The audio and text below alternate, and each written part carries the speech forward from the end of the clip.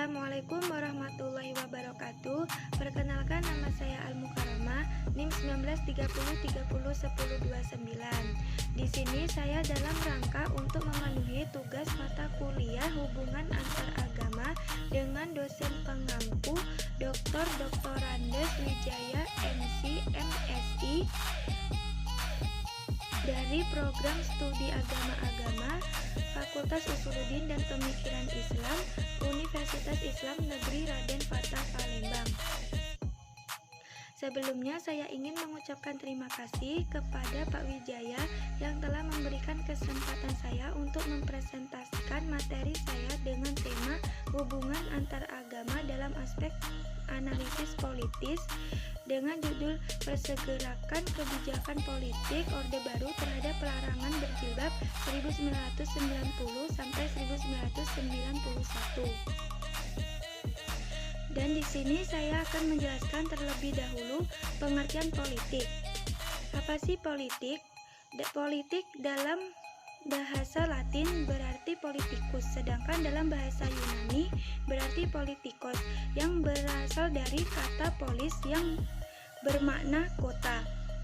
Jadi, politik adalah seni yang mengatur dan mengurus negara dan ilmu negara yang mencakup beraneka ragam kegiatan dalam suatu sistem masyarakat yang terorganisir serta cara bertindak untuk mencapai tujuan tertentu. Kedua, dasar hukum menggunakan jilbab bagi perempuan. Politik dalam menggunakan jilbab bagi perempuan ini menjadi isu yang sangat hangat di Indonesia belakangan ini, karena kewajiban penggunaan jilbab bagi kaum muslimin menuai banyak kontroversi dari berbagai kalangan masyarakat. Adapun pengertian jilbab itu sendiri adalah pakaian perempuan Islam yang dapat menutup aurat yang diwajibkan oleh agama untuk menutupnya guna kemaslahatan perempuan dan masyarakat dimanapun ia berada. Menutup aurat kini menjadi wajib karena menutup pintu dosa yang besar. Oleh karena itu, para ulama sepakat mengatakan bahwa menutup aurat adalah wajib bagi perempuan dan laki-laki Islam. Khususnya bagi perempuan yang diwajibkan ini memakai jilbab. Dan dalam seorang perempuan muslim untuk memakai jilbab, hal tersebut sudah diatur dan dilindungi dalam pasal 28E ayat 1 Undang-Undang Dasar 1945 dan juga terdapat pada pasal 4 Undang-Undang Dasar Nomor 39 Tahun 1999 tentang Hak Asasi Manusia, dan terdapat juga dalam Quran Surat Al-Ahzab ayat 59 merupakan landasan dasar seorang perempuan untuk memakai jilbab, dan ayat tersebut mewajibkan seorang perempuan muslim untuk memakai jilbab. Yang ketiga, akomodasi Soeharto ke umat Islam.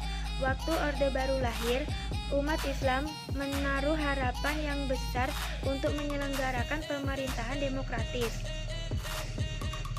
Dan hubungan antar umat Islam dengan Orde Baru pada awal pemerintahan bisa dibilang cukup harmonis. Akan tetapi tidak selamanya Orde Baru dan umat Islam berjalan beriringan. Beberapa tahun setelahnya Orde Baru menunjukkan taringnya kepada umat Islam. Bisa dilihat dari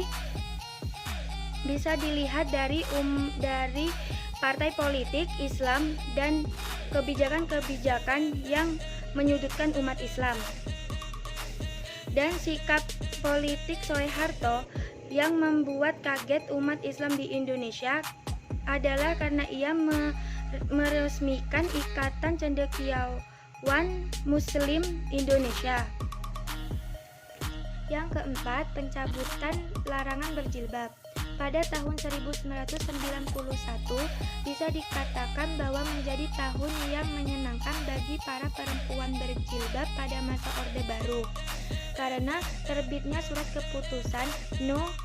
100 garis miring C garis miring Cap garis miring D garis miring 1991 pada tanggal 16 Februari, mengakhiri perjuangan panjang para perempuan berjilbab untuk mendapatkan hak-haknya.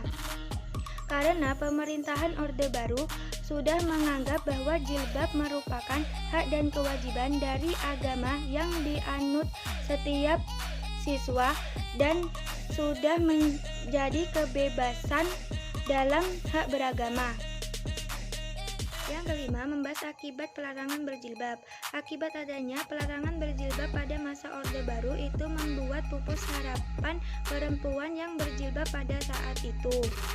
Dan setelah itu terbit surat keputusan pada saat itu berujung ke hal yang positif. Perempuan banyak yang menggunakan jilbab atau memakai jilbab, dan yang belum memakai jilbab juga memakai jilbab karena ada surat keputusan tersebut.